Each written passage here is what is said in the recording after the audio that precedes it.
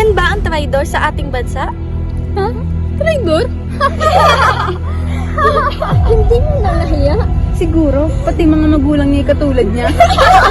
Sinasabi nila ang kalayaan ay karapatan ng tao. Ngunit, hustisya ang nagdidikta nito. Ang hustisya ay para sa lahat? Totoo ba ang tayo may kasarilan?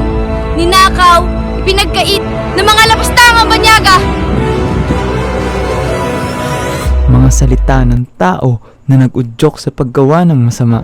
Hinubog ang kapwa sa sakit at pangungutya. Mga mamatay tao! Nasaan ang anak ko? Nasaan si Fidel? Nasaan ang anak ko? Kaya kayong mga madla, bulag sa pangalipusta at sa mga abusado,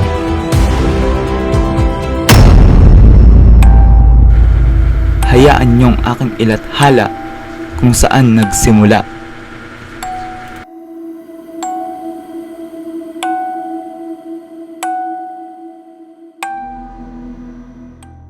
Ang pagbabago ng patakaran at binipisyo sa mga tao hindi makatarungan. Nararapat lamang na ipaglaban natin ang batas na inagaw na karapatan. Kaya General, handa na ang ating hukbo para sa magaganap na pag-asa. Para El Pueblo de Pilipinas! Para el pueblo de Pilipinas!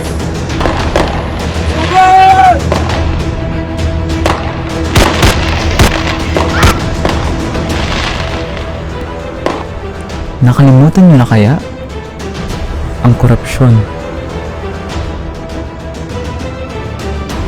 ang pagmamakaawa,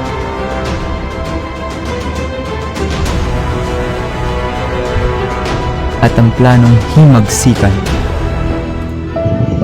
Padre! Padre Gomez, ang iyong akda ay naliwasan ng magkasatuan ng mga Kastila. Hudyat na ito upang lumayo ka ng pansamantala. Itong papel na aking pinunit, ang aking kasagutan sa iyong sinasabi. Hindi ako aatras sa kung anong gagawin ng mga Kastila para ito sa ating bayan. Ngunit, Padre, maaari ka nilang patayin sa iyong mga ginawa.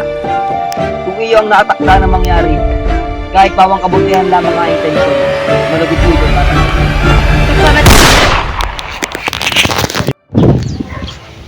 Padre, Padre, ¿cómo estás, aking kabayan?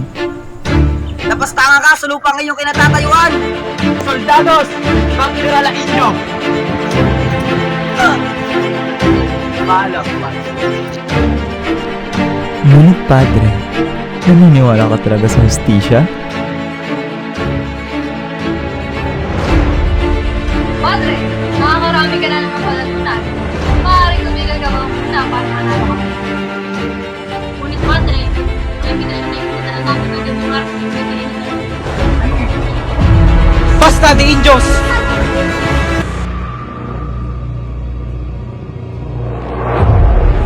Magsalita ka. Ayaw mong mamatay. Nasaan si Zamora?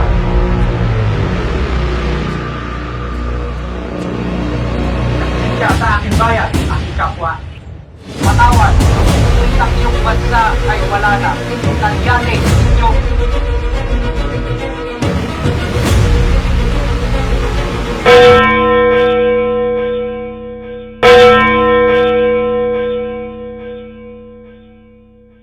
Aking mga mamamayan, kayo ay makinig. Ang samahan ko ay binubuo ng mga tanyag na seminar ng simbahan. Isa na dito si Padre Burgos. Marahil ay kilala niyo na siya. Kura paroko ng ating lungsod, di ba pa siya, no? Oo, kaya ito yung pag-asa. Di ba ang kinapinirmahan para sa kasubuan? Ilagay na lamang ang nagkakita. Maski ang iyong mga mamamayan ay pinagtaksilan ka, Padre. Hola, senyor. Huwag kang kikilos kung ayaw mong barilin kita. Generes, maaari naman natin itong pag-usapan. Maaari nga, senyor. Ngunit sino ang nag-utos sa iyo upang mangalap ng tao sa samahan niyo?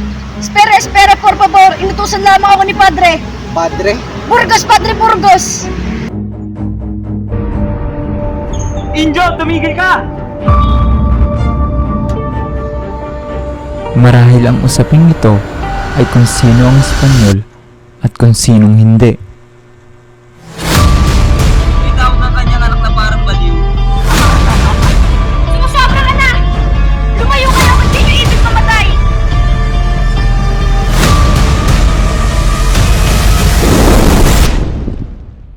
Kaya Padre, makinig ka.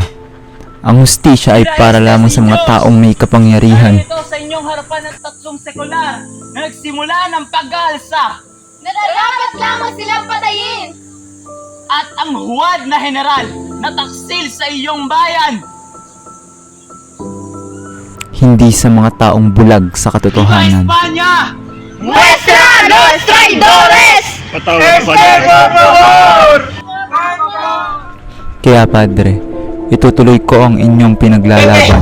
Pepe, si Padre Burgos ay isa sa mga paring nahuli at hinatulan nito ng garote. Kasalanan ko to, Pepe. Kasalanan ko to. Aking kapatid, hindi mo ito kasalanan. Ang mga Espanyol ang totoong huwad at taliwas sa bayan. Huwag ka mag-alala. Las verdades, syempre Kaya ganan! nangangako ko, Padre, na mumulatin ko ang mga mamamayan para sa iyong lupang sinilangan.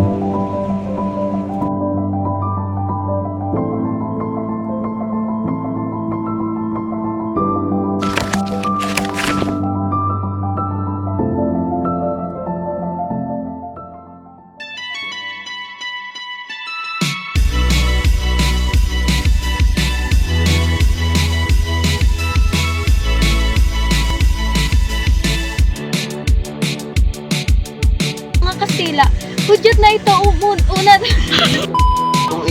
Kung iyo ang natakda na mangyari, kahit pawang kabutihan lamang ang ating intensyon, malugod ko ito.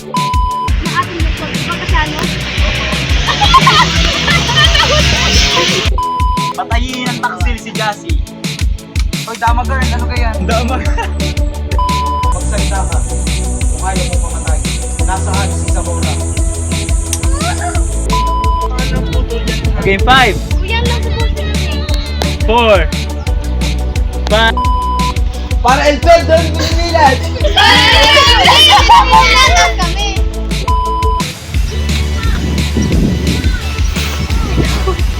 Ulit.